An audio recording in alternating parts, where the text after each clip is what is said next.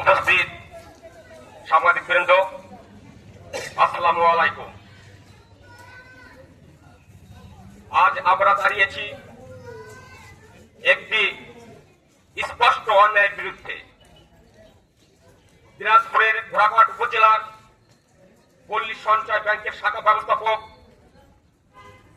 মুনার হোসেনের বিরুদ্ধে স্থানীয় সাংবাদিক ও এক যুবকের সঙ্গে দুর্ব্যবহার এবং চড়াও হওয়ার যে অভিযোগ উঠেছে, এটি দায়িত্বজ্ঞানহীন ও ক্ষমতার অপব্যবহারের জ্বলন্ত স্পষ্ট উদাহরণ। সাংবাদিকরা সমাজের দর্পণ, তারা জনগণের কথা তুলতে অনিয়ম, অন্যায়, দুর্নীতির বিরুদ্ধে সজাগ থাকেন। সেই সাংবাদিকের সঙ্গে অসৌজন্যমূলক আচরণ করে গণমাধ্যমের স্বাধীনতাকে আঘাত করা হয়েছে।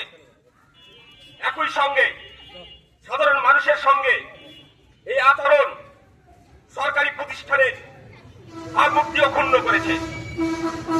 একজন শাখা ব্যবস্থাপক যদি জনগণের সঙ্গে দুর্ব্যবহার করে, সাংবাদিকের বঞ্চনাও হয়, তাহলে প্রশ্ন ওঠে তিনি কার সেবা করছেন, জনগণ নাকি নিজের ক্ষমতা?